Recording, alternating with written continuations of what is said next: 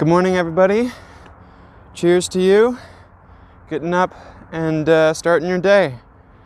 All right, so what I'm going to be talking about today is Spider-Man and what that means for animation and what animators can learn from Spider-Man. And I'm going to talk a little bit about future plans for this channel when it comes to kind of tutorials or helpful things when it comes to Animbot and Maya, which I just downloaded Maya 22. So yeah, that's basically what I'm going to go over. And first, let me roast myself real quick. I watched my video and I just realized I keep on getting winded. It's such a short walk, but I get winded. So I'm gonna find a pretty area to stop and kind of hang out so I don't get winded, and then maybe continue so the scenery changes behind us. But all right, so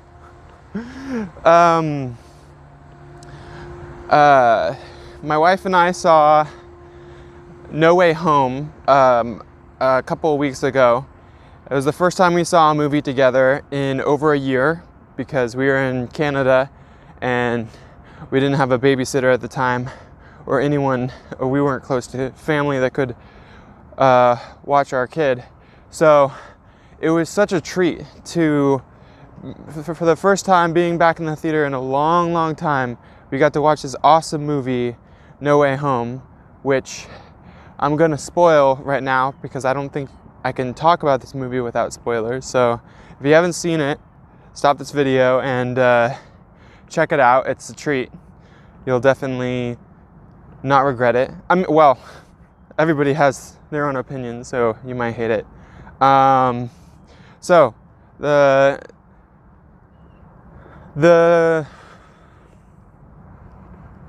I guess I'll start with Spider-Man is a really important franchise for animation.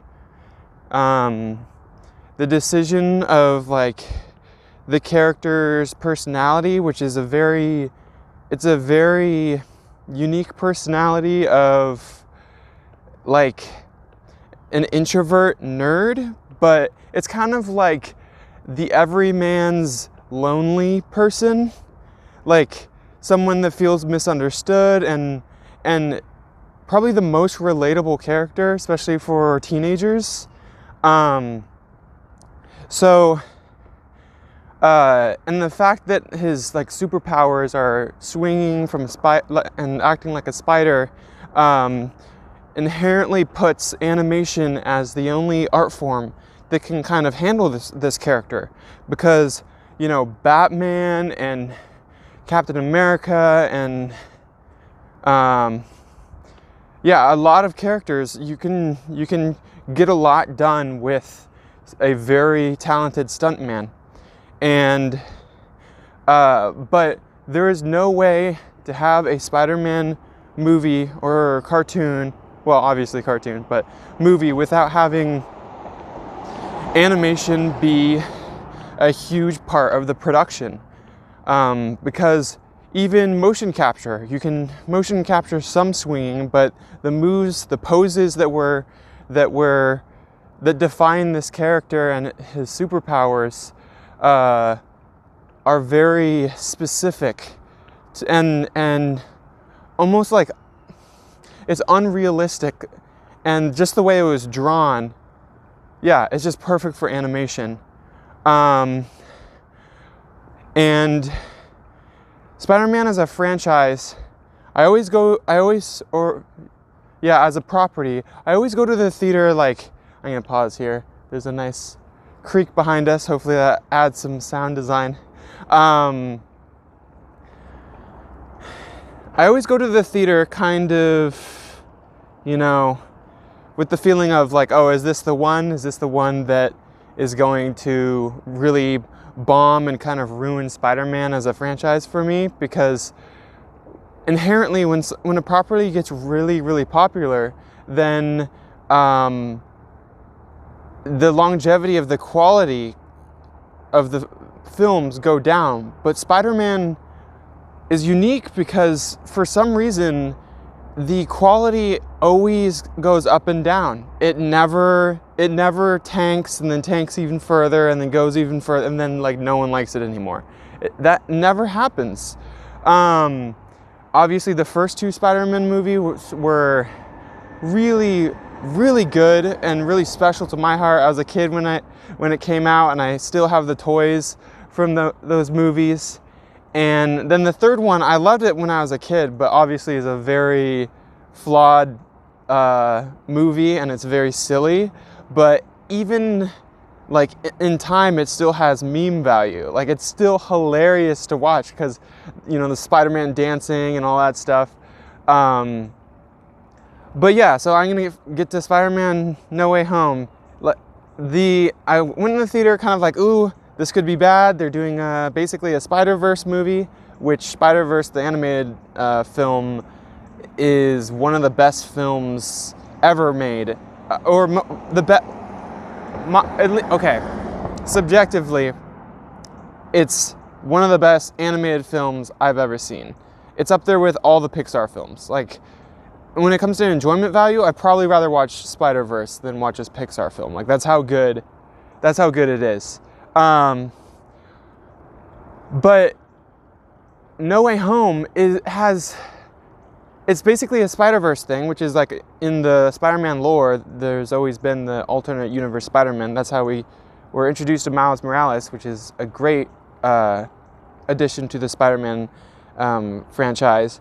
And so I was like, all right, they already did really well with a Spider-Verse movie. Let's see what they can do live action. I was like, I see the villains from all the movies are in it. Are the Spider-Men gonna be in it? And like, how are they gonna be together? Is it gonna be written well? And then also, this is like with Miles Morales, he's a different person that is Spider-Man. He's a different personality, still a genius, still a nerd, but and a similar personality, but not specifically Peter Parker. So I was curious to see, like, how are they going to make charisma and how are they going to make this movie interesting when you have three characters basically acting exactly the same way? But the Tobey Maguire Spider-Man, he's now like in his early 40s or something, so he's like the mentor, the sage, the wise Spider-Man, which is really cool to have, because Spider-Man's always been youthful, it's been a kid, so it's so cool to see a version of him kind of old, which we kind of seen before in Spider-Verse, but it was just great. And then there's like the middle brother, the Garfield Spider-Man, who is just like, he's probably the person that's, well, no, the young Spider-Man is dealing with trauma as well, but like, he's probably the most like broken and lonely of all the Spider-Men, and just the relationship that they had with each other, where it's like they don't even need to explain their perspective because they're the same exact personality, just at a different age, and they always felt so alone and misunderstood by, you know, the world around them and even the people closest to them. But like just being around basically the brother Spider-Man and feeling understood and supporting each other and mentoring each other, it was just a fantastic, like, they brought in memes but integrated it into the story so it's not cringy. Like, there's like this hilarious meme in Spider-Man where I guess there's something to do with Tobey Maguire complaining about his back, and then they wrote it into the script, and so there's this really funny scene where he like falls and hurts his back, and then he says, "My back!" and it has like this hilarious reaction. So they when they did that, when he was like, my back hurts because, you know, swinging, and he's like the oldest Spider-Man, so obviously he's probably, it makes sense that he's the one complaining the most about injuries and stuff. And the middle Spider-Man's like, oh yeah, like I got you, and did the back cracking thing, which is so funny because like me and my family do that. My brothers do that to each other, and it's so funny. And like the the conversation back and forth of about like the web slingers, the organic versus technology or man-made or something, and like obviously it's kind of like a gross thing that like the Toby Spider-Man can like produce webs, and so there's like an opportunity for all of them to like basically make fun of him, but they don't. They're like so supportive and curious, and like that one when the Garfield Spider-Man goes like, how even does that? And he's just like staring at his wrist, like kind of like shocked. And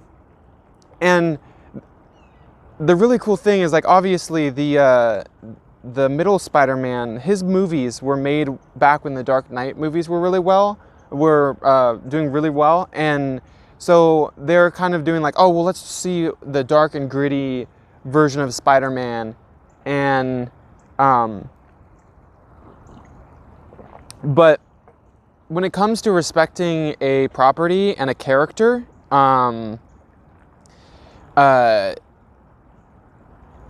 like that, you can't change the property. Like Batman was made, even if he's campy or not, he's still Batman. Like he wears a black or a dark blue suit, and he's very brooding and thoughtful, and Spider-Man's suit is deliberately bright red and bright blue on purpose. It's like very, and it's interesting because Spider-Man is like, he deals with tragedy, but he's a kid, and he's optimistic, and he's curious, and he's funny, and he's like quipping. So to try to do like a Dark Knight but Spider-Man was kind of inherently kind of a flawed approach, which they kind of fixed that in the sequels. But then there was other story elements that kind of, I didn't actually see the film because it just had low reviews, so I probably shouldn't talk about it. But it was just a bad version of the Spider-Man story, but the actor himself did a really, really good job. So to see him shine as Spider-Man in this movie, where the story backs up his character as well, it was really cool. Anyway, I've gone 12 minutes on Spider-Man. I didn't intend to do that, but I love Spider-Man. And I guess I'll end my Spider-Man segment by saying, like, since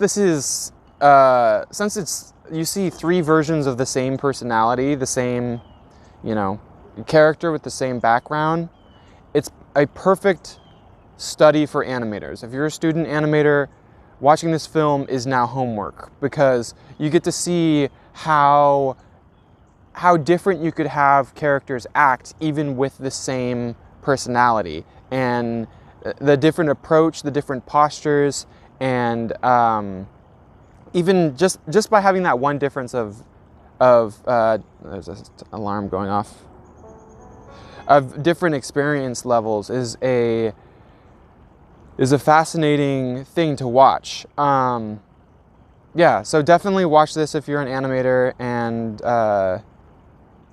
enjoy it. It's a really fun film. So the second topic I want to talk about. So last night I downloaded Maya 2022, and there's some new updates to the animation tools, and there's some bucket list items that I really wanted ever since I started animating, and so I'm really looking forward to looking into those and making videos and seeing if there'd be good what word am I thinking of? I guess good additions to the animation workflow. The one specifically I'm thinking about is the marker tool in Maya is pretty cool, and the ghosting feature that actually uses geometry and not the controls. That's pretty new. So ghosting is something that when I learned about it in 2D animation, I was like, this makes sense. Like to be able to like draw but then see a ghost of your previous version. I've always hated the fact that you have to toggle back and forth through the poses to to see what it was, and then also to see the motion, but to be able to just see the pose, the previous pose, I think it would be so helpful for creating an arc, and just so you don't have to be like, oh wait, what foot is he shooting off of? And then flip to the previous pose, like, oh yeah, that foot, and then you go back. You could just like, it's just there. It's like, oh, and you don't even have to think about it. It's just, you just glance at it, and then anyway. So I think it'd be really, really good for blocking and for layout when you're, planning the main story beats, and is this even going to work? How is it going to get from here to there? So yeah, I'm looking forward to dig into it and see if it's a asset to us animators, or if it's still needs improvements. And then the markers obviously are just helpful, just so you can stay organized. Yeah, and there's a ton of new Animbot tools coming out. There's some advancements in the picker, and there's really helpful things you can do by combining just a handful of tools. And when you have them set to hotkeys, you can do really, really complicated, time-consuming things in just a fraction of a second.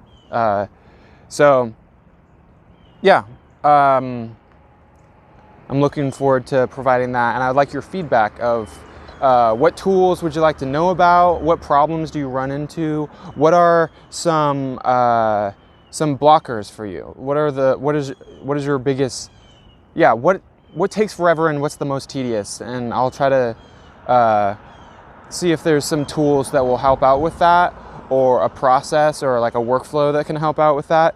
So please let me know. Let me help you. I don't know. What's the line I'm thinking of? I think it's help me help you. I think that's it. I nailed it. Okay, so good morning. Have a good day. Yeah, just have a good day creating, and you can get through it if you're going through a rough patch, and if you're enjoying the inspiration of the process that you're working on, have fun. Get feedback on your work, and yeah, cool. Have a good one. Not obviously.